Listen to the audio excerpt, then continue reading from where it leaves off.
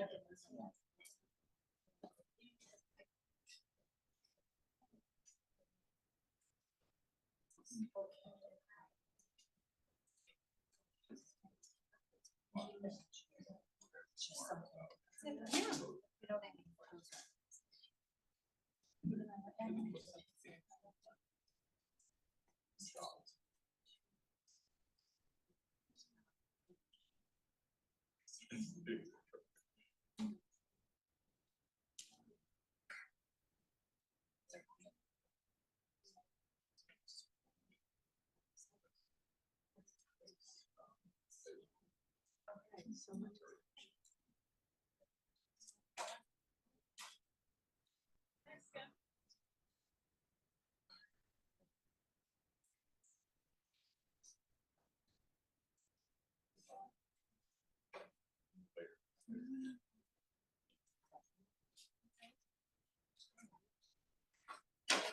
Hi, everyone. Hi. Welcome. Hi. We're so excited that so many of you could join us today for On Tarot and Divinatory Literacy for Liberation. I'm Pele, the Public Events Specialist for the Public Programs Department of the California Institute of Integral Studies, a nonprofit university here in San Francisco. We may be joining from different places all over the world. And as a representative of CIIS, I want to begin by acknowledging our debt and gratitude to the Ramaytush Ohlone, who are the original peoples and continual caretakers of the San Francisco Peninsula. CIIS campus is located on the traditional unceded lands of the Ramaytush Ohlone, which they call Yelamu. In the Ramaytush Ohlone language, Yelamu identifies both the people and the territory. This acknowledgement is just a single small step towards being in deeper connection and relationship with Indigenous tribes and organizations in our community, and does not begin to acknowledge all the native lands, languages, and territories where you are right now, for the folks watching at home, or where you live and work every day. I invite you to take a moment now to acknowledge the land where you reside and to commit to learn more about the native communities near you and to support their work. If it feels right for you to share in the chat, please do. We always recommend native-land.ca as a starting resource. Before I start, I want to go over a few general tips and troubleshooting items. And as this is a hybrid event, some of these will be more relevant to those of you who are watching remotely. We will have a Q&A after the conversation tonight. Please submit your questions at any time using our anonymous web form, which is linked in the event description below this video. Those of you with us here in the room will find a QR printed around the room linking out to the Q&A form. Our presenters will pull questions from there after the event, and we will try to get as many as we can in. We do have automatically generated captions for this event, which you can toggle on and off using the closed captioning button in YouTube. Chat will be, oh, sorry. If you're having issues with your audio, yeah, If you're having issues with your audio or video, we always suggest that you start by refreshing the page. And then if you still have issues, we suggest that you adjust your video settings within YouTube. Now, let me introduce our presenters, Christopher Marmolejo and Camara Meri Rajabari, and then we'll get right to the conversation.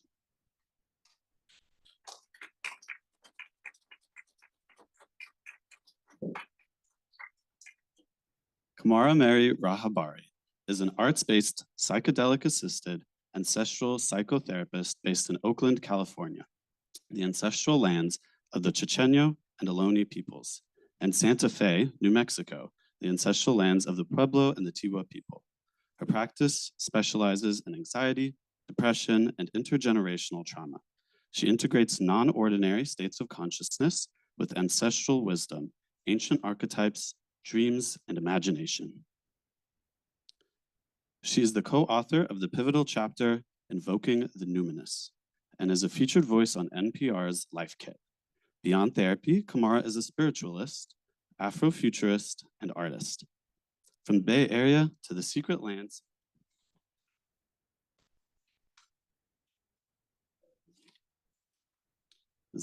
of Mexico, she facilitates paths of healing and ancestral connection for Black, Indigenous, and peoples of color.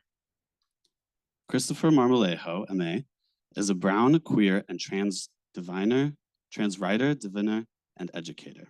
They use divination to promote a literacy of liberation. They were born and raised in San Bernardino, California, among the Serrano people of the Pines. As a trained educator, they are focused on cultivating classrooms of emancipatory possibility. They work with students around the world to plant and nurture the seed of divinatory practice, finally weaving tarot, astrology, and curanderismo, forgive me if I'm saying that wrong, with critical, decolonial, and Black, queer, feminist epistemologies. And now, let me turn it over to Christopher and Camara.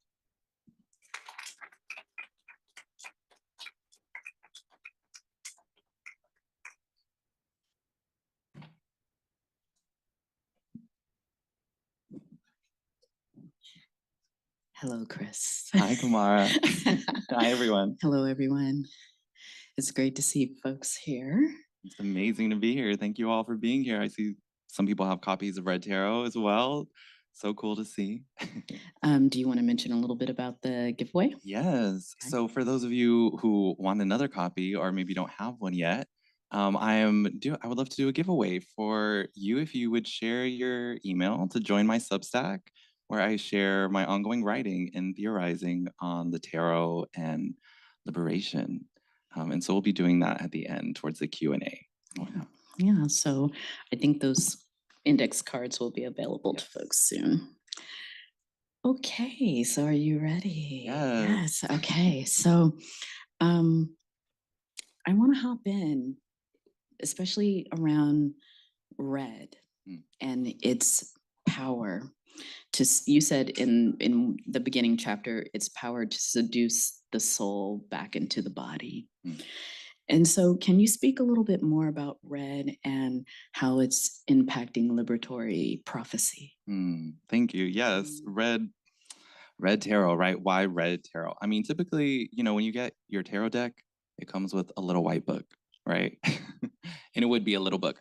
And so red is about getting to the soul of the reading, getting to the person, right? In a lived experience where this is not just a disembodied logical exercise for self-reflexivity.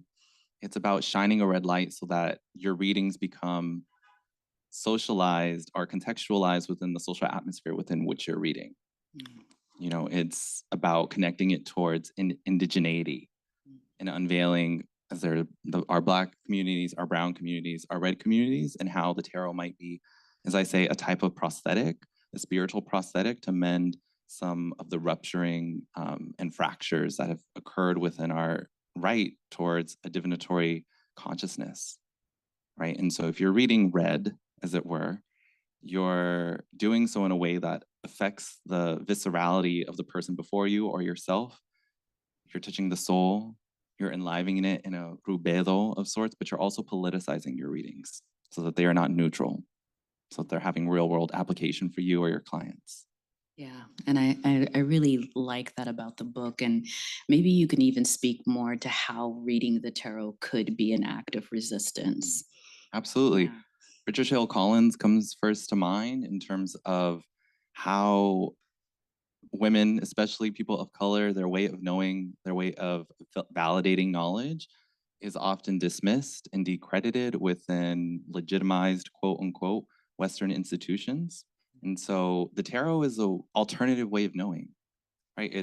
It tests truths via alternative means. Yeah. And so by doing so, we're radically expanding who gets to be literate, right? What does it mean when you're reading tarot at the kitchen table? When you're reading so at a marketplace, at a friend's house? You're turning and making meaning in dialogue and conversation as we are here with you, with cards, with a non-human object, right? And making meaning with the more than human to inform the human experience, but also doing so in a way that puts the power of authority within your hands, within the reader's hands. Yeah. And that is liberatory because there are all of these gates and barriers in terms of access to literacy, in terms of who is validated, how many PhDs and degrees you have to have in order to be heard, to be respected, right? And so you can pull out your deck of cards and your connection to spirit and your lived experience and the person's body and their being before you and make your own meaning.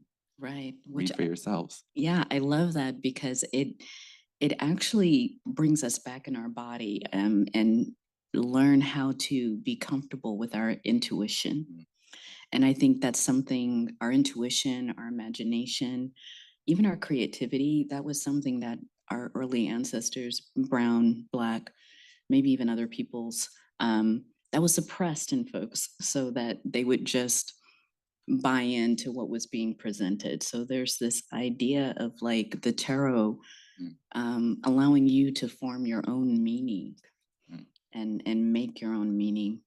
It brings me to a thought. I was in a training recently, and one thing that came up was this whole idea of fate and destiny. And fate is something that is considered to be given to us. We're born into our fate. We're born into our families, our culture, our lineage, even our nationality. And destiny is more about what we do with that fate, right? Can you talk a little bit more about just how tarot can assist us in moving beyond our fate and maybe actualizing our destiny a little bit more? Absolutely. Yeah, I mean, I think at the same time, there's a tension, and reading tarot, as I teach it, as I'm championing it, is to resist like this binaristic, it's either wholly fatalistic, you know, and I think that's why people have fear around getting readings. They're like, I don't want to know, right?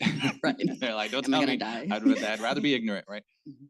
As if there's just like the power of the oracle or the one giving the reading has a wholesale like authority on the fate and the response and what the cards may mean or what they may be pointing to or what your response may be, you know.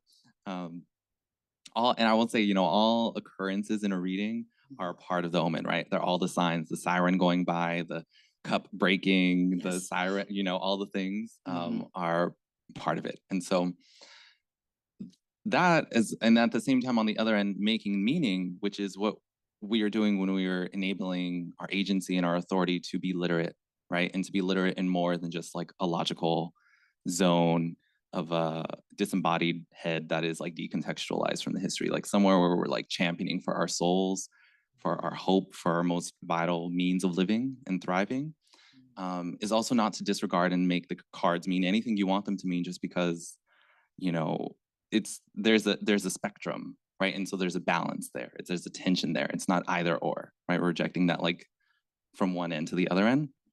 And so I think that the cards are meaningful because you can see what they point to within a reading, and you're like, in the same way I give readings at markets or for clients multiple times, and it's so interesting. I'm also an astrologer, but sometimes you'll see the same card popping up for multiple clients that day, you know, from different decks.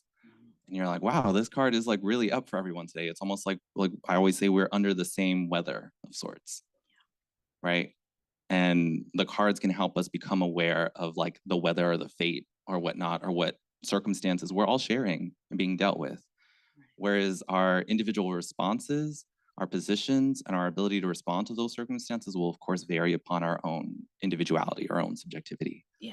And so the cards can be a means of raising consciousness, so that you're not so self-encompassed in your own interior world as if you have complete authority over your life, because clearly we do not. Clearly we are informed and constituted by forces outside of us. So how do we see those clearly while also determining what our resources are, what our responses are, how we feel about them, what options for taking action might be, right? And so I think that the cards and reading tarot generates all of this awareness and hopefully praxis, right? Right, right. And there's this certain idea of, I don't know, the way that I read, and I don't know exactly how you read all of it, but sometimes the images are speaking to me about something around the inquiry, right? And then there's other ways in which it begins to form a story. You know, like, oh, that there's the question, but sometimes the deck brings forward the entire story. And I think we were talking about, I go, do you have any decks that just you use for particular questions? You know, because I have a hoodoo deck. And I said, oh, if you want to know the truth, you use that deck. Like, it's going to be like, okay, does this person, I mean, yeah, this is the common question. Does this person love me? And it's like, no, child, No. it does not. You know, Move on, right? yeah, move on. But, you know, what about you? Do you have decks for particular purposes? And I definitely, I mean, I love what you're bringing forward with the visual, you know, aspect of reading tarot. That's also a catalyst towards literacy, right? When you start with the image, right? My background is as an English teacher. And so I've extended that a bit. And when you have people who are learning a language, you start with the image to generate their own response and their own stories from the power of that image, the viscerality of that image, right? And so I have, you know, I like to give myself license to collect my deck and curate my deck collection. It's a way that I love art, you know, and I love that the cards, and some of them are from brilliant artists, and even I often like an indie deck because you're getting to support like an artist and their actual work and make it tangible and in your hands and not just hanging on your wall, but using it to mediate the lived experience, right? The emotions, the soulful experience. And so I have sets, you know what I mean? Depending on the audience, like I have some for children, I have some for shadow work, I have some for like my queer friends and whatnot. I have some for like X-rated decks. You know, I love the Tarot Forbidden Dreams. I have those. Yeah. Those are for people who are ready to go there. You know what I mean? Who are ready to get read. Like they are. those are for the brave souls, and we really go in deep there. That's an amazing deck, I would say. Yeah. You write about magic being malleable. And there's like just a little snippet of a sentence that I really liked that you said. You said the cards are like they're being flashlights to the dark tunnels of our interior. And can you speak a little bit more to the power of self-discovery through the relationship with the deck, like forming that relationship, right? Like we were just talking about, like using it for certain queries, but yeah, can you speak more to that? Absolutely. Yeah.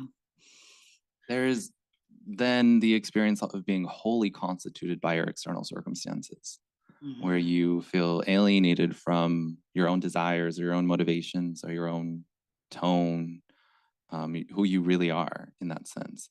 And I really dove deep into the cards. I would say I had a pre-pandemic in 2019. Before everyone else, my life was like falling apart.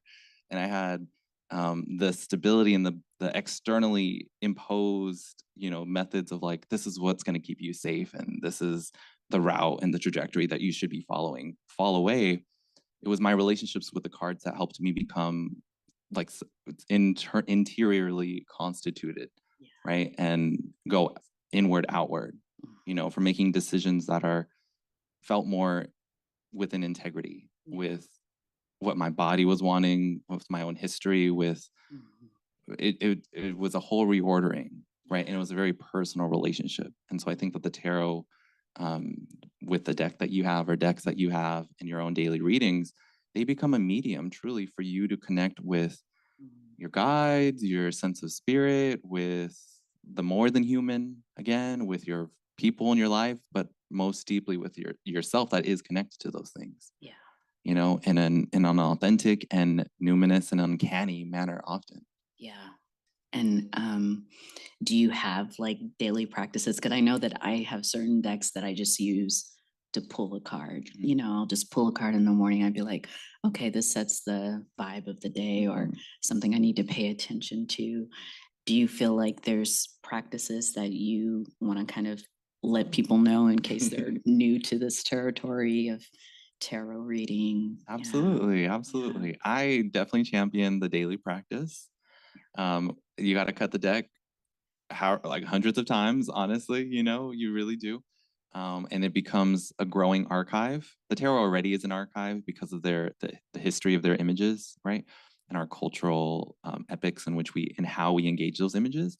But then they become further specialized to your lived experience when you're like, oh, this Nine of Wands from this deck on this day, I have this memory of the last time I pulled it and what it signified, you know, and it's going to add a valence. It's going to add you know, a nuance for you. That's going to attune. There's an attunement process, right?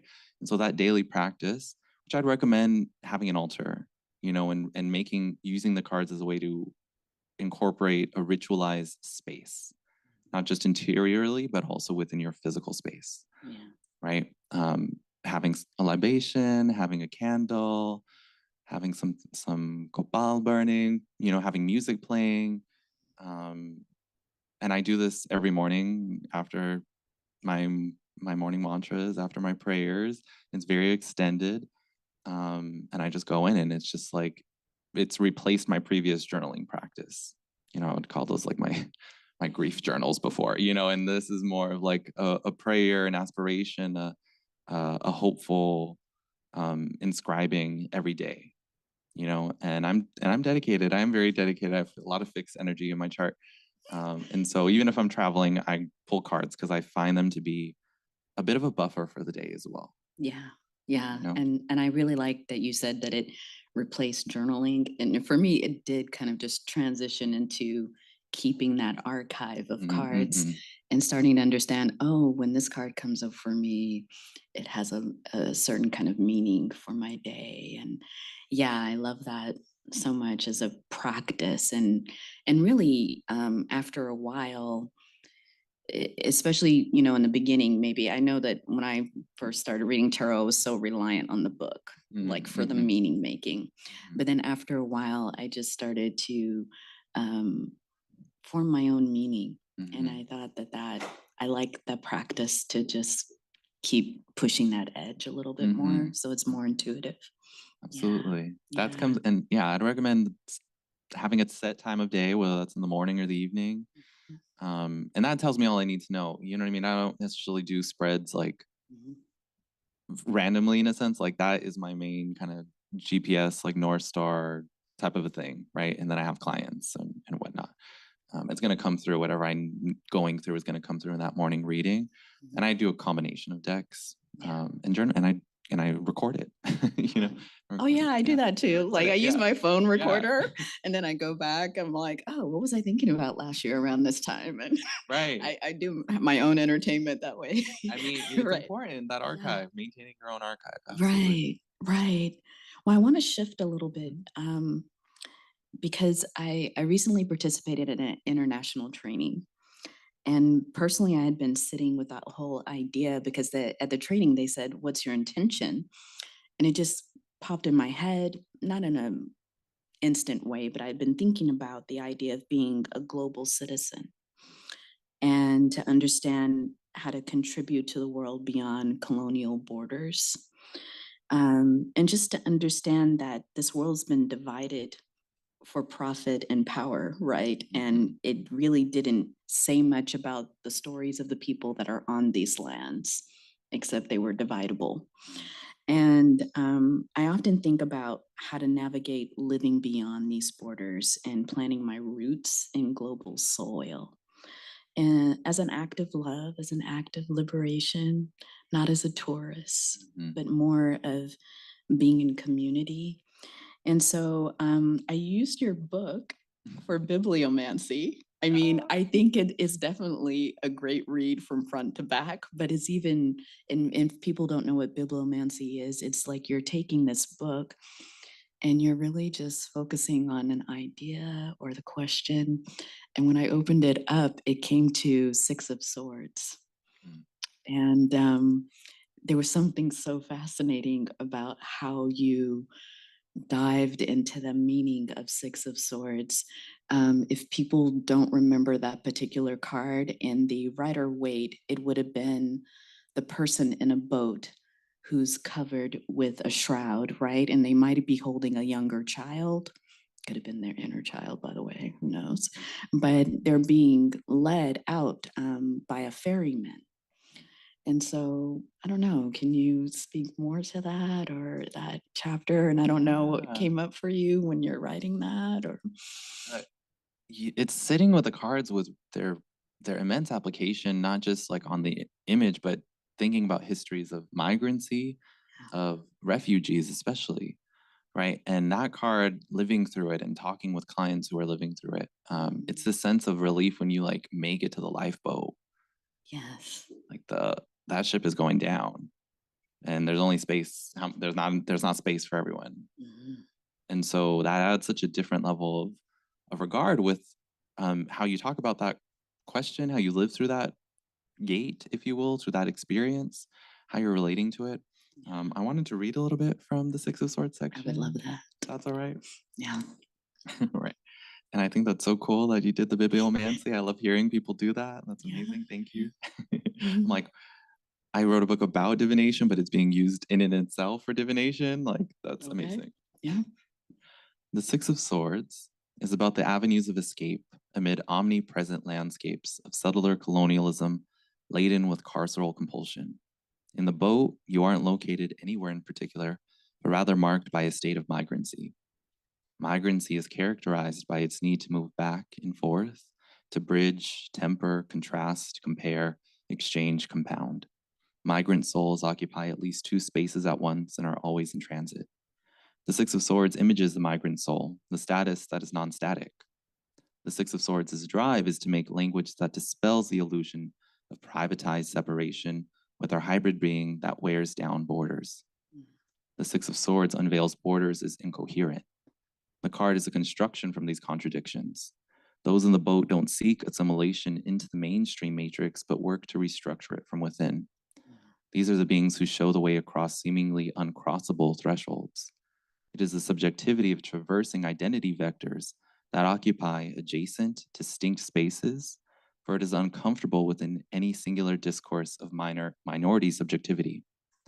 The Six of Swords negotiates a fragmentary existence by fusing the impossibly disparate into constant construction of new identities that transcend the either-or thinking rooted in white dominant culture, knowing they can have a both and. World travel of this sort requires surrendering an arrogant perception of otherness. Yeah. You know, and so especially as you were talking and aspiring to be a world citizen, as opposed to a tourist, right, which does have that arrogant perception, which is often an American perception, where the engagement and the opinion of the cultures that you're traveling to are done through stereotypical, typically racist media, right, and notions. And instead, I talk about elsewhere in the book as well, like in the Three of Wands, Maria Lugones and her concept of world traveling with loving perception, right? She's thinking about her own mother, engaging her mother's worlds, but she's thinking about students who cross the border daily, right? And how to engage their cultures in a way that is regarding their brilliance, their intelligence, their cultural flexibility and interruption, you know, and being forced into like one static box, like you are this culture, you are this thing. Yeah. We exist in the fault lines, Yes. you know, and so I think about from the Five of Swords as well, which is a card of being dead named. It's a card of being stripped of title and status. It's being marked as an exile, as an other. So then turning within and restructuring the awareness to have self-regard. And so I was thinking also of Jose Esteban Munoz and Glenn Sean Coulter and Red Skin, White Masks and others to inform, of course, the whole book, but especially like, you know, these particular cards. Yeah. Fascinating. Thank you so much for that vision on Six of Swords. And just, you know, oftentimes I think like the literal meaning is, oh, you're getting ready to take a trip, but it may be under duress, you know. You have a deck here. Yes. And we talked about maybe doing a collective pull. Would y'all like a card? Collective pull. All right. And, you know, a lot is happening for the collective right now. I mean, we're in the middle of several wars and things are coming up, and we want to see what's your question? Yeah, What do you think? A card for us, but let's say a bridge to cross, inspired by the Six of Swords, perhaps. Yeah, that would be great. Bridge to cross. Yeah, we'll see. So I know we both crossed a bridge to get here. Yes, today. we did. The Bay Bridge. The Bay Bridge. Let me get a card. And we've got the Knight of Wands. All right, the Knight of Wands. I love the Knights. The court cards can be hard for some people. I will talk about it as well, and I would love to hear what you say, what you think about the Knight of Wands. Yeah. And I would also maybe read a little bit from it, from the section. You know, Knights, gosh, and it's, you know, it was this process with writing the book of thinking about maybe the dominant conception. Of course, like you have the language of king and queen and knights and these things, right? The knights expanding the empire, right? The ones on the front line, the militant force, right? But then on the other end, what is it to inspire like a decolonial vision and engagement with these cards, right? And so knights are practitioners. They are on the ground floor. They're doing the work. Yeah. Right? The Knight of Wands is fiery, is very fast, is very sexy as well. Okay. Yeah, that's that sexy person you should stay away from, right? You know, unless you want it. That's what you want. You know, that's what you're looking for. Yeah, free will. And so, you know, the Knight of Wands and the Wands especially, and not only concerning power, especially within the pips, if you will. The Knights are about the arrows, you know, getting more red, if you will. So I will read again a little bit here. So the Knight of Wands agitates, arouses, and inspires humanization. This entails the ability to foster hope in seemingly hopeless circumstances.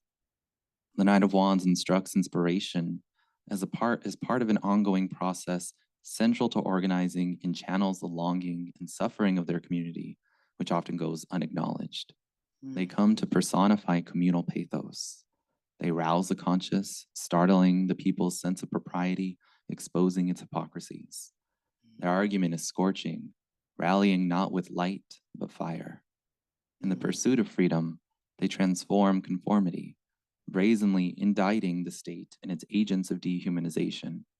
The Red Knight cultivates an infectious inspiration that sets eyes upon collective freedom with the power to ignite intimate understandings of personal burden and suffering into political dissent.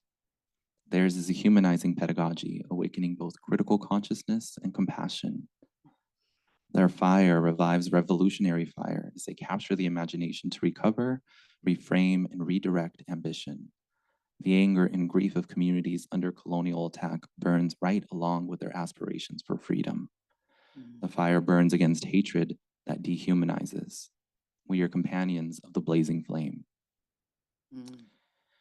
And so the Knight of Wands is this guy, yes, he's maybe very sexually active, but he is sort of the one who's going around and lighting everyone's candle, everyone's flame, who's sharing a message, who is telling us to fight for our hope. It's the point of the state is to depoliticize us by making us apathetic. Right? And so the Knight of Wands is one who vivifies us and gives us energy and inspires us and gets us going and gets us excited and gets us angry and has a fire burning. And they keep the fire burning and they're running a marathon from place to place, from here to there. They know what it is to cross borders. They are vivified by struggles that are all connected, from here to Gaza to the Congo to your backyard to, they are there and they're making that connection and they're using it all to fuel them into action, into movement, not into a passivity, not Right. into an apathy. Yeah. I mean, I think of real life examples of students creating, protests within universities, people who will go to talks by different corporations who are invested in particular wars and genocide and standing up in the middle of the crowd and going, no, this is wrong. They're like the knights that are coming in when everybody's perfectly comfortable with sitting down and listening. They're like, oh, in the middle of it, and people are like, oh my gosh, who is this? That's the Knight of Wands. Right. And these knights, they do ignite the sometimes hidden, suppressed passion that you were talking about. That's within all of us. Sometimes we just realize, this doesn't feel right, but there's also this feeling of sometimes powerlessness that keeps us silent, or not so much silent, but just talking amongst each other and not to the community, to the world. So I love that vision of the knights. Yeah. Thank you. Yeah. Yeah. Yeah. Thank you, Knight of Wands. Be a Knight of Wands, and it's also following your passion. Right. And overcoming any taboo that you have around your own sexual erotic expression and agency. And so that might be a bridge to cross as well. Yeah. Yeah. Yeah. Any other cards to you? Let's see. Yes. And let me see. We'll get another card Okay. of overall guidance. Just a card of overall guidance for us here. Yeah, for the collective, huh? Oh, the star. Uh-huh. Bam. Yes. Do you want to talk about it first? What I know about the star and what I feel about the star, I like that the star has 1 foot on land and 1 foot in the water. And there's something elemental that we haven't really talked about in the tarot in terms of the elements too, of how water is your emotions, right? And then the earth is where you're grounded. And I like how the star is visible up in the sky, but very much rooted, in my opinion, in their emotion and in their groundedness. So I think when you get this card, it's more, I've used it in just tarot readings as this is your glow up. This is your this is your where you can really be your authentic self and you benefit from that authenticity because then you become the star. You don't have to change for anyone. You don't need to shape yourself around anything because that's that groundedness. That's that 1 foot on the soil. And the other one is like being with the emotions of just, what does that mean to be completely visible, seen as your true authentic self, and allowing that to be your rise. But I'm excited to hear about how you think about that. I love all of that. I think that makes all sense. The glow up, you know what I mean? Yeah. Totally, literally. After so much destruction, right? In the image, in most images of the star, you will see the naked woman, typically, right? And she's full grown. And so that marks a return to authenticity, right? There's a washing away of pain. There's a cleansing. This is a card that for me would indicate a limpia being needed, right? Or having been performed and there being a restoration. This card is a bright star of hope. I went with my mother earlier today to the BAMFA in Berkeley, right? And I thought it was amazing because we saw many installations about internalized or internal migrancy within the States on Black Americans. Jamia Richmond Edwards depicted legacies of her family on a boat down the Mississippi River with Leviathan protecting and blessing their crossing. And then we seen another image of Carrie Mae Williams depicting her ancestor walking miles and miles and hundreds of miles, being forced out, but being guided by a North Star. And the star, I mean, I'll often draw a North Star card for clients, regardless of the reading, you know, it's that thing that orients you, right? And we see this massive star shining above her, and it's often as well coming after the tower. And with the tower, I would say let's go towering in terms of like destroying. Like that card is about the actual the degree and the extent to which we must envision the destruction and the downfall of the empire. You know, it's not just like a talking point. It's like there's like a real bodily. It's that point in the color purple when Celia is like when he's like, I know I can put this blade in your hand and you will shave me and not kill me.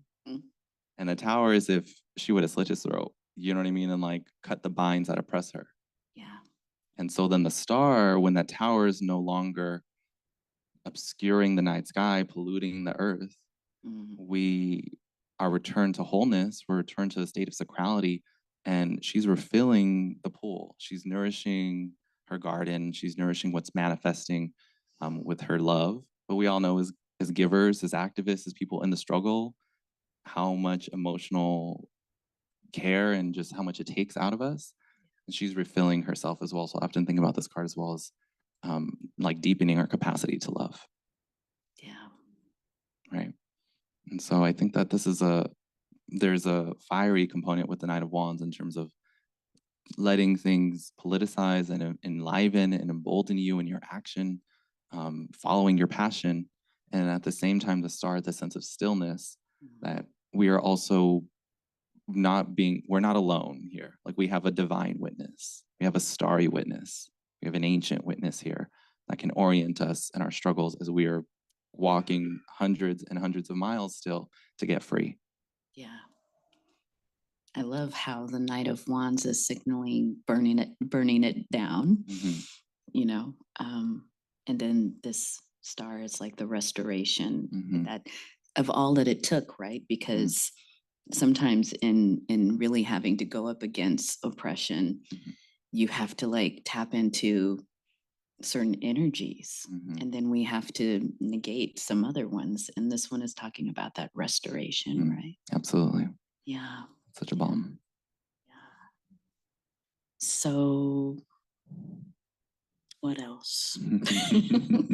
Because I think that this is so expansive, like where the tarot could go, and how you've introduced even just deeper terrain of our exploration. That was the this goal. work. You know, I wanted I think of the tarot often, I mean, like I said, as an archive for sure, but also somewhat of a Trojan horse. You know, people come in and they're like thinking they're gonna get a cute little card reading or whatnot, and they're gonna like, ooh, does the boy like me, or am I gonna get the job or whatnot? And the veil gets open and we're like talking about some real shit here. You know what I mean? And we're just like going there, right? And I think that I wanted a text to sort of match that, and to have, you know, bell hooks is a big inspiration of mine, and I attempted to have that balance between the academic tone but still being accessible, but pushing it further beyond. Like there's so many beginner introductory tarot texts out there, Right. you know, and there's even a new cohort of texts that are towards a liberatory mode of engagement. But again, this is red. This is coming from a perspective of indigeneity, of repairing indigeneity, of using those terms. Because you often get a white liberal perspective that gets put on for using those terms, and they're engaging in animist worldview and all these things, but they're disregarding the origin of where these things come from, right? And so it's important that, like, again, the red was central for me, and that it's making a distinction. Again, that this is coming from a detribalized trans native person who has also written this text as a type of memoir, and a reclamation, a healing, a restoration of my own indigenous native relationships, right? Yeah. So thank you for reading it. I still have more to read, and I'm just like highlighting like you get certain books and you're just highlighting, underlining. You're like, okay, well, that's just the whole book. It's like I really have found so much richness here, and you know, we talked a little bit about your inspiration for the book. Where do you find that you want to, and I don't know, this is a new question, but just like, how do you even want to expand on this? Or what are you thinking about in terms of how the community can utilize this book a little bit more? And how are you working with the community? Absolutely. I wanted it, like, again, with the Trojan horse piece, with the heavy citational use that I put in, it's a weaving, it's a choral type of being lifted up, putting into conversation prophets who are not seen as prophets because they were Black and women and Native and women, and maybe like Angela Davis, bell hooks, like these women are prophets. These are oracles. You know what I mean? Yeah. I wanted them to be regarded as such. And so hoping that people would read the section, maybe read the quote and go and read their work as well, and like have, Good. when they're pulling the Six of Swords, pulling out Disidentifications by Jose Esteban Munoz or something, right? Or finding the reading within other, like engaging further, right? And then at the same time, using it to add to their own lived experience and to like deepen, like expand the range, of where a reading can go. Because even from this, I mean, what I love about the cards is, and I'm thinking of, I think of the Two of Pentacles is coming to mind, but as you shuffle them, they renew. And as you get a new deck, there's a through line with like that Two of Pentacles in that deck versus a different deck. But the lived experience and the image changing makes it an endlessly generative resource for creativity and for guidance. Yeah. Right. And so like, I was like the images I was struck by today at the BAMFA was like, wow, this is so, the like particular cards in the wand suit. And I was like, I want to write about this and give an expression to this and use the cards as like a hook into this. Yeah. And so I do that on my Substack, which will be ongoing. I teach classes there. I hope that people give readings with just a greater regard in terms of their potential to heal and to help people navigate. And that's like, it's like we foreclose in terms of like what we think that can be read about or can be divined about. Yeah. And I've had clients come to me about some serious stuff, like from abusive relationships to abortions to jobs to health to death, like to the whole spectrum. And I'm like, okay, I got to be ready. You know what I mean? I got to know how this card can like really relate to that and not just like some, again, disembodied connection that I'm striving to make, because whatever else, I ground it in the image, and then I find that image in theory and text and my own lived experience. Yeah. So I just hope that people will do the same and bring their voice and bring their bodies and their decks and their friends. Yeah. And realize that yes, it's fun and it is a good time for sure. We should keep that, but it is, again, it's an alternative literacy. And so not to just like disregard the tarot because of its popular like how it exists in the popular imagination. Right. Yeah. I do a little tarot reading sometimes on TikTok because that was my COVID thing. And then I also joined a group of therapists that it's on Facebook, therapists who use tarot.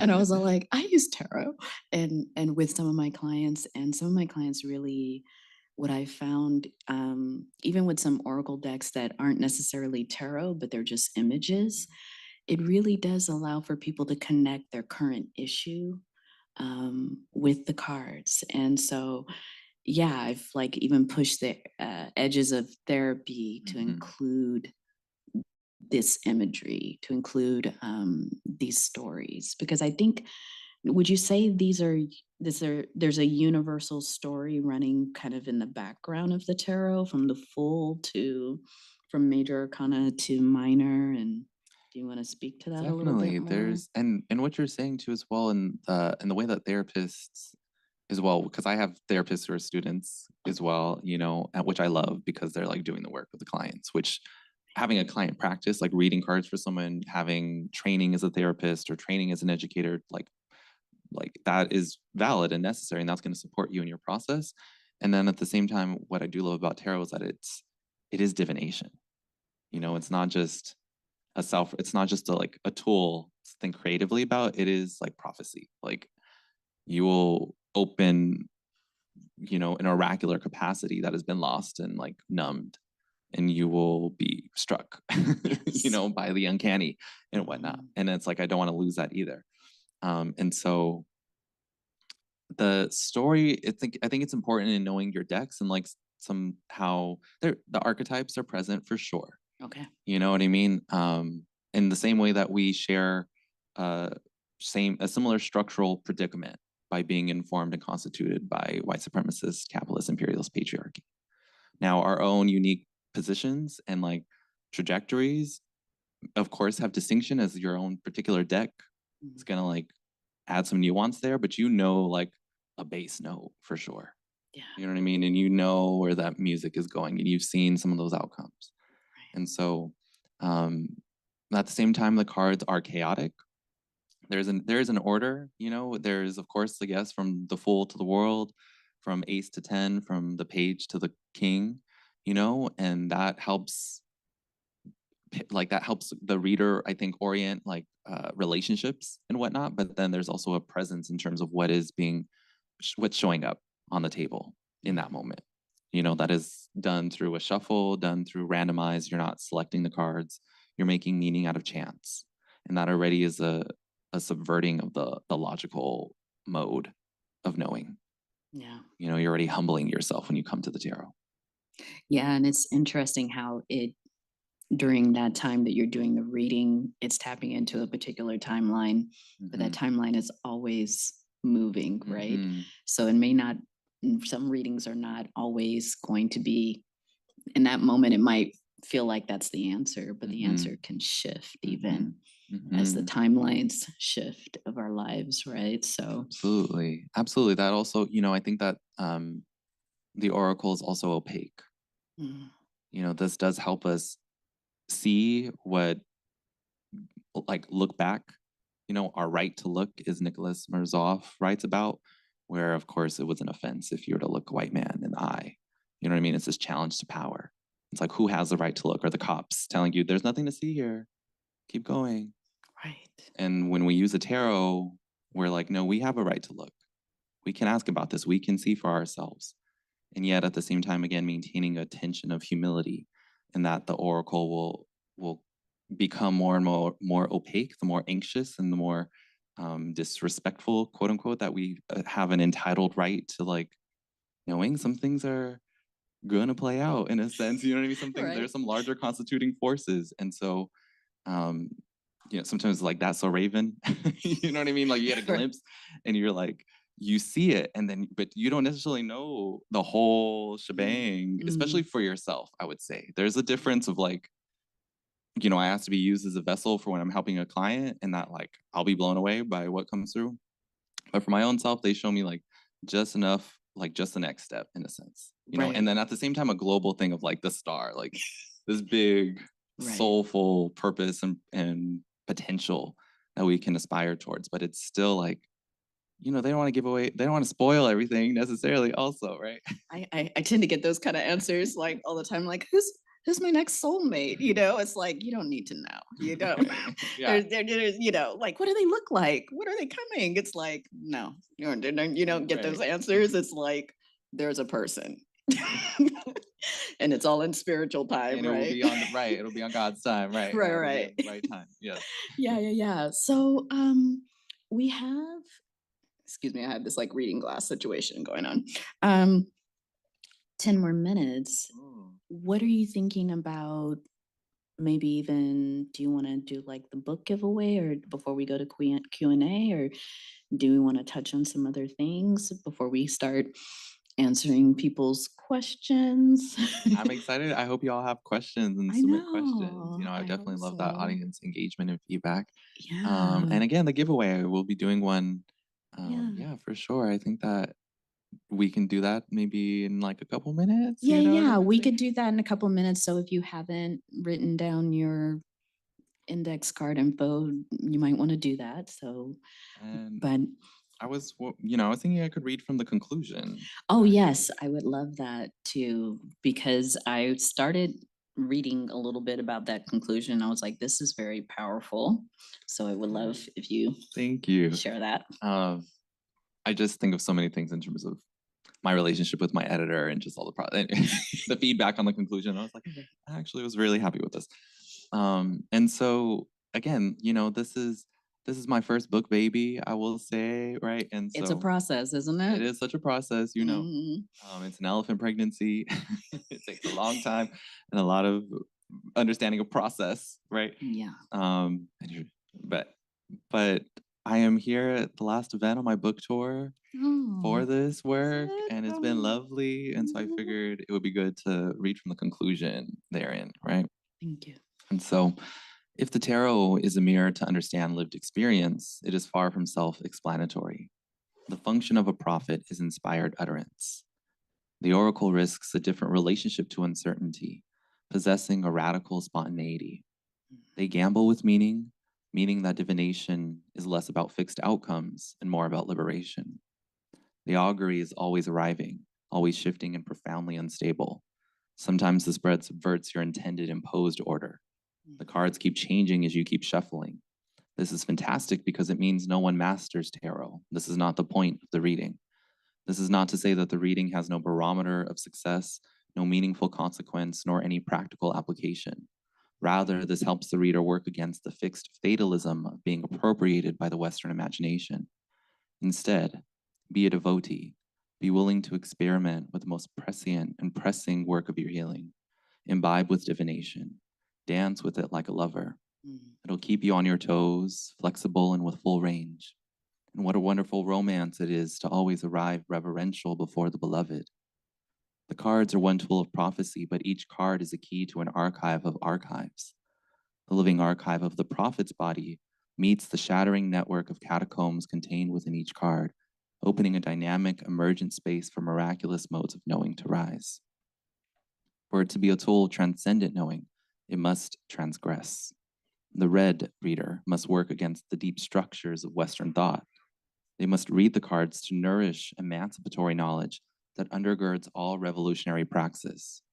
For any meaningful prognostication, the cards must unpack and undo the West's naturalized land claims, the internalized acquiescence to the colonial order. It'll take cutting the deck thousands of times before the psychoaffective attachments to the colonial condition are ruptured. My aim in offering this work as a detribalized trans-native is to expand the borders of indigenous intellectualism by supplying a divinatory text with a language that acknowledges the broader relations of power, historical domination, the ongoing struggle against colonialism, the ruptured spiritual lineages, knowledges, and practices. Reddening the divination tool that is tarot is to work against the West. The Western imagination focuses on a future-centered hope toward an ever-expanding empire that is territorially acquisitive in perpetuity. They don't stop trying to steal your shit. This fictional future of the West is always made from ongoing practices of indigenous dispossession. Red reading, writing, and thinking can reclaim a pre-colonial sacred relationality. So embodied inquiry is necessary to read red.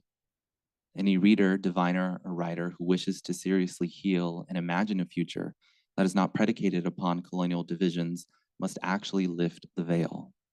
They must address, in every reading, behind every card, the symbolic violence that renders the crushing materiality of systemic violence invisible, appear natural, acceptable. This means attuning with the cards to the subtle responses to any tableau or small gallery of prophetic images arranged before the reader. In a social world that is constantly overriding our felt sense, tarot reading becomes a practice of learning to trust the intuition, the instincts, the sensorium. Beyond unveiling, the red reader uproots colonial consciousness within all the relations it is so destructively saturated. This project seeks to model a citation practice that is multifarious and polyvocal. I hope I have woven a tapestry well enough that the intellects engaged in anti-imperialist and anti-capitalist commitments to decolonization, emancipation, and revelatory renewal may be further engaged and explored with each syncretized card. Through each card, I aim to underscore the need for continual engagement between and across scholars and advocates for indigenous intellectualism and critical pedagogy. This works upon the foundation of red pedagogy that emerges from a collectivity of critique and solidarity between and among indigenous peoples, other marginalized groups, and peoples of conscience. A red reader is a revolutionary agent. They reinvent themselves. They are in a symbiotic relationship with the more than human nature of the cosmos as a sovereign entity. They interrogate the overlapping historical stratum of cultural identifications, the liminality within which people of any diaspora must navigate claims of authenticity in the crossroads of the postmodern social reality and the post-colonial imagination and future we push for. The augury here is related to the materiality of social life and its incumbent power relations. Red Tarot is but an admittedly humble step toward that insurgent, poetic prophecy of our sovereignty, our emancipatory transformation. Thank you. Yes. Immediately, I think this is why the revolution will not be televised. You know, it's all this internal journey and working with these elements and symbols and really embodying that which is our purpose, you know. So, yeah, we are ready maybe for the drawing. Yes. And questions. And questions. Yeah, we'll start so with the drawing. I guess those, anyone else have cards to contribute? And we'll have Chris, they will pick the winner. And thank you everyone for, we wanted this to be an opportunity for someone. Okay, I think that's your draw. Yes, who's got the lucky Okay. card? Yeah. Let's see here.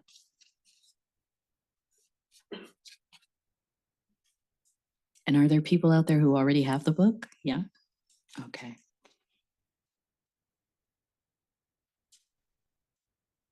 All right, Phoenix Armenta.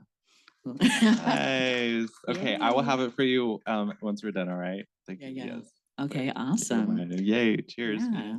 So do we have questions right now or yeah. We're gonna yeah. Okay, awesome. We have technology helping us out a little bit. A great team. Yes, thank you so much. And so we'll read from here and then maybe people will have additional questions that come up. So here's a question from Sarah. Does the groupings and the order that the book is indicating has a certain numerology? Yeah. Oh, thank you. Because I noticed that too. Like you organized the book in a really maybe non-traditional, decolonized way. So can you speak to that? And does it inform your philosophy? Absolutely. I didn't just write 78 essays on each of the cards. I had to do the most and write about each of the numbers that in the way that I grouped each chapter and then also on each of the courts. And so, there are other teachers that have been around where there's the teacher card, and I'm forgetting the other term, but it's like, you kind of reduce them and you combine them. Whereas from my own experience, saw more relations in all the aces, in the magician and the major, are like sort of this bass note, right? Or there's like a harmony between them, between the High Priestess and Justice and Judgment and the Hanged Man. Like there's like this two component where we're thinking about relationality, binarism, the minor arcana twos, and then the majors. So I wanted the book to be ordered so that it reflected the way that we actually read tarot, which is we don't read tarot generally from A to B. Right. You know what I mean? We get an array of cards. We get some court cards, we get some major arcana cards, and we get some minor cards. And yet there is a numerological understanding that has like an elemental disposition to it, a seasonal, a directional disposition where it's the fives always come to mind. Like Yeah. any 5 card, if you're getting a 5 card, those are hard cards, those are really hard cards. And they are in relation. So I thought it helpful to put them in relation. Yeah. And when you think of 5, if you're into numerology, it's a number of transition, and yeah. So another question, thank you for that previous question. Can you recommend some decks as well as repeat the name of the deck you mentioned earlier? I'm thinking it's the one that you said that will take you there. Yes. Yeah. Yes. That one is the Tarot of Forbidden Dreams. And that's a great one. I have the Mahogany Tarot here by Kashira Hickson, One. which is a melanated deck. Mhm. Of course, Pamela Coleman Smith was a Black woman, so the Smith Waite deck is Black art, but of course, it shows white people on it. So if you want the Smith Waite deck with some melanin in it, I'd recommend that deck. The Fyodor Pavlo Tarot is great. It's really modern. The Desta Onyx Tarot by Courtney Alexander is pivotal I and like that one. art, just like purely art. Mhm. There's so many. I would say like choose some that you can tell have been ensouled by an artist, Yeah. right? I find that I have hundreds of decks. And now I'm kind of getting to the point where people are like, if someone likes a deck, I'm all like, can I part with it? I'm sure I can, Right. and there's something about giving a tarot deck as a gift. Totally. Yeah, Absolutely. It's a blessing. like it's a bit of a blessing. Next question.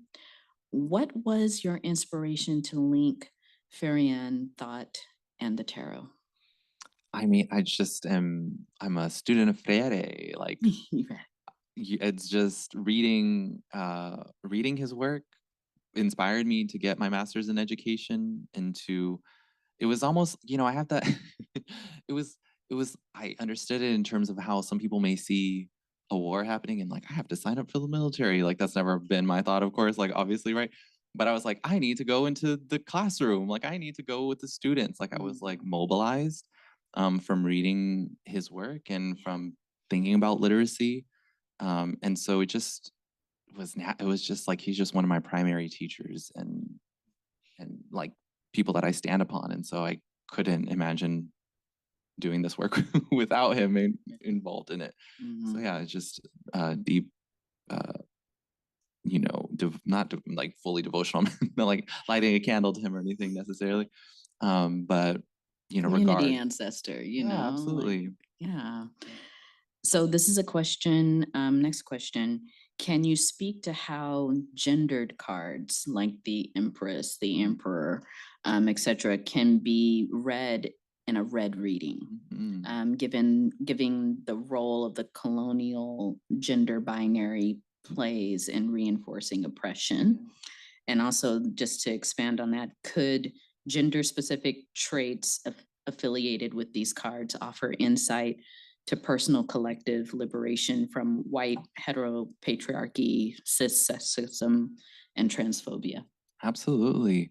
I teach the tarot and we do an exercise where we lay out the cards of the chart. And so we use the whole deck to lay out the birth chart. And so that is to say that there are astrological associations with the cards, where I find that you find different faces or different gendered expressions for Aries, for instance. Aries in the major arcana is the Emperor, which is a card about masculinity, hyper masculinity, about the king, right? About the president, about this contest of masculinity. And in this section, I talk about my mother, who is an Aries rising, and anger and wounds there, and healing there. And at the same time, the Queen of Wands is also, for me, Aries. Like she's a signifier of Aries. So I like to see the cards as like also an interior cast or like role, like a mode of expression that may come through. Like we have like a whole like host of like internal personalities and gender expressions that can be called upon within that card in a reading. I think of a recent reading I gave to one of my trans mask friends, and cards indicate like through the experience that they shared and the reason for the reading, I knew that there was some issues of gender dysphoria that had been triggered for them based on the cards present. And so it's again using them not to like be quote unquote colorblind or gender blind is previous, we know the history of why that's like outmoded right? In terms of like, no, we need to regard that, like you're ignoring history. You know, you're just not just like, I don't see color. It's like, no, we see gender. We see gender expression. So how can we bring it into the reading in a meaningful way, right? And then like open up the conversation. And certain cards will point to that. You know, like the Knight of Wands is very masked, and you know, he's carrying around a big stick. You know what I mean? And it's like, let's talk about that. You know, it's not necessarily what you don't know how the client is going to engage or what their stance is, but that's the point of the dialogic aspect of the reading. Yeah, and I like that you speak to, in psychology, you know, there's a particular modality called IFS, which is internal family system. So it's just like tapping into these different parts. I mean, you don't even need to know IFS, what that means. It's more of like everybody identifies to having these living characters inside of us. You know, a part of me wants to do this, a part of me wants to do that. So I love that you expanded on that. So next question, how can we queer our readings of the tarot to include experiences and realities outside of the gender binary? I mean, by reading for people outside of the gender binary, right? Right. By not only reading for cis people, you know, I mean, like you expand your communities. And again, I see them, I'm like, oh, this, and that's why I love the exercise that I do with my students, because I'm like, you may have a particular placement or signature, but you're getting multiple faces or expressions or gender expressions for that same signature. So I see it as like the spectrum therein represented. You know what I mean? By like, oh yeah, you have a mask face, you have a femme face, like you got, and like by having the both of them, you're already like going against the binary, which says you just have to be one, right? Like you get to be both and, right? So yeah, read for trans people. Read for everyone. Yeah. Read for everyone. Yeah. Next question from Liberty. What are your thoughts and feelings on oracle decks? Because they're different, right? They are. I love them. I love them. I love them too. I love all cartomancy practices. I always just say the cards have my back. Even like fun like games, like it just like pure game cards situations. The cards have my back. Like I don't know. They just like there's just always something divinatory that comes through them. I love oracle decks. I think that they pair really well with the reading, especially like daily practice. They are more self-contained in that there's like that it's like within that oracle deck, like it's not going to transfer necessarily, like a system is not like as universal as the tarot. But they're brilliant decks that can bolster and maybe be either more supportive and or sharper, depending. And so I like to mix them in for sure. Yeah, I kind of mix 5 or 6 decks when I'm doing the reading. And I love that the oracle decks do have their own story to it, but they tend to amplify like something that goes with the tarot, right? So yeah, I think I'm addicted to watching tarot on YouTube, I gotta admit it. And then there's just even some readers who just take out index cards and just write their own. They just read from their own index cards. And I'm like, that is some next level creativity. I love it, you know? Next question. Which cards do you recommend for working with the shadow? I mean, all of them for sure, but you know, because there's that aspect, but definitely the devil. Yeah. You know, the devil, and the 5 cards for sure. The devil is the shadow king, is the shadow master. The devil is the devil is heavy. The devil, I mean, so many, the major arcana cards were so hard to write about because I was just like, I only had so much time or space. Do you know what I mean? To like try and cover it. And that's why I'm still writing. That's why like I just can like keep writing about them. The devil is so real in terms of like when it shows up, I'm like, okay, like the devil's out today. And it's not, I'm not like Christian or anything like that. You know what I mean? But like, it's a force of white supremacy. It's a force of enslavement. It's a incestual, patriarchal, slave owning man that is the legacy that we all share and have to deal with and reckon with. And the devil holds all that. I don't know if y'all remember Room Raiders on MTV. I don't remember that one. they would be dating and they would go into their potential partners' rooms and like put a black light on, you know, and see all the fluids and things that were in the room. And that's for me what the devil does. You know what I mean? The Devil's a- devil makes you check their cell phone. well, maybe not just that sense of like Yeah. it's a different valence of light where you may the space that you think is all clean and prim and Got it. proper and like kosher Mhm. has a sordid, nasty underbelly, and that like it's confronting. Right? Illuminated by the blue light. Yeah.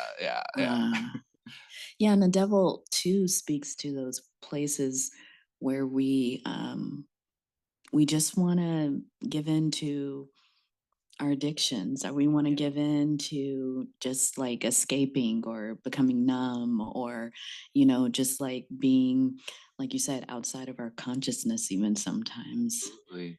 And in relationships, what do you think about the traditional meaning is like Yeah. if it comes up in a relationship reading, sometimes it's like, oh, there's a little Oh, it's not good. No, it's definitely not good. You do not. That's not love. The devil is not love. It's a little The obsessive. devil is not It's a love. little, It's yeah. addictive. It can be about infidelity. It can be about violent relationships. It's like that whole spectrum. It's about abusive relationships. There's no agency when the devil is present there, and that's in like again there are valences at the other end.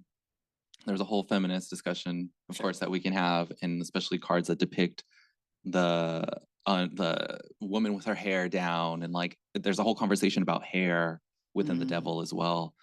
Whether it's the devil is the beast, and how do we mark the beast? Like there's all these, especially within various native cultures, these mythologies about the beast man living in the woods or whatnot, or dressing up as devils during Carnival and whatnot. And you have to pay the devil the 2 pennies to keep away precarity, right? In this mode, and there's a rebellion against civilized culture. And then there's the female aspect where it's Eve or it's Lilith, or she's clean shaven and she's seductress. It's either too hairy or too shaven. And so there's a female aspect of sexual rebellion present as well within the devil. But that is going to be, that valence of that reading is going to be depicted upon based on the imagery of the card that you're working with. And so that's why I am against the capitalist, like just mass accumulation of decks, but having like a palette, I'm kind of maximalist, like so that it opens a dimension that becomes applicable, like very applicable in readings. Watching Poor Things with Emma Stone, I think that's the name of it. It was like recently released. I was like, this is so the devil. Like her whole journey was like through hell, but it was like fantastic. And it was fantastic. Yeah. Yeah. So one other question here. Last question from Carla. This text draws from a wide breadth of epistemologies. Curdemismo. Pardon my real. No worries. Indigenous mismo, ecofeminism, critical pedagogy, and so forth. What did you find most rewarding about interweaving these various schools of thoughts and finding through lines between them in your work?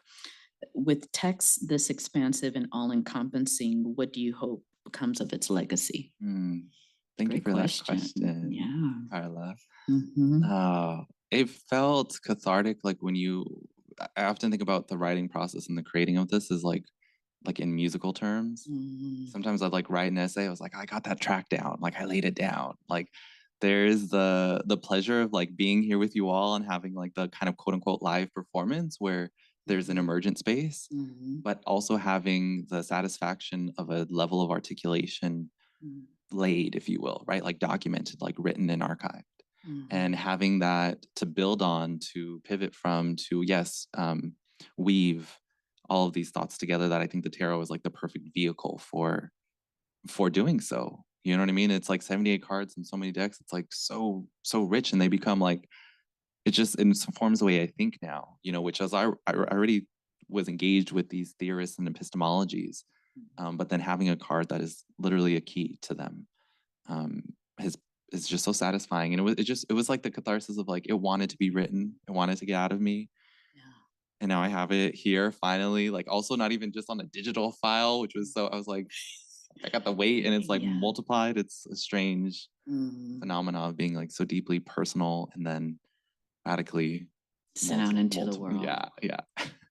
So I hope that it inspires a real critical thought with texts and tools that proclaim themselves to be liberatory. And I'm inspired by Rachel Pollack and other tarot greats, and just want to make my own mark in the tarot world. Yeah. Yeah. Thank you for this contribution. Thank you. It's powerful. How can people stay connected with you and learn from you? And you may have mentioned some things, but just to kind of, spark that again. Yeah. Thank you. First off, my Substack, I'm trying to build my email list there, because they could delete your Instagram or whatever other accounts, right? But like, if you want, and it's not just like an email newsletter, it's where I write and share in my updates. And so I will be adding you all. Thank you for sharing the emails, but you can do so online. And I teach classes online, which I love, because while I do, of course, miss having a physical classroom and being with like physical bodies in space, I have students all over the world, and that just blows my mind. You know what I mean? I'm just like stunned every time. And I have such a great cohort. I teach a catalog of classes. I'll be opening one for enrollment soon and we'll get into the devil very centrally, monstrous intimacies, thinking about Christina Sharp, right? And so you can stay there, you can book a consultation with me. I do astrology readings, tarot readings, revolutions readings, as I call them, which are the whole work is about the revolution, but that is about your like a solar return, your birthday, your Fadadia period, reclaiming some medieval Islamic hit timing techniques. And then on my Instagram at the Red Read, just pretty much the Red Read. You know what I mean? You Google that and I'll be there. Good. Well, thank you so much. Thank you, Mara. And yeah, thanks to the audience in person and away. And I guess this is going to be us bringing it to a close. Yes, Okay. cheers. Thank you, y'all. everyone.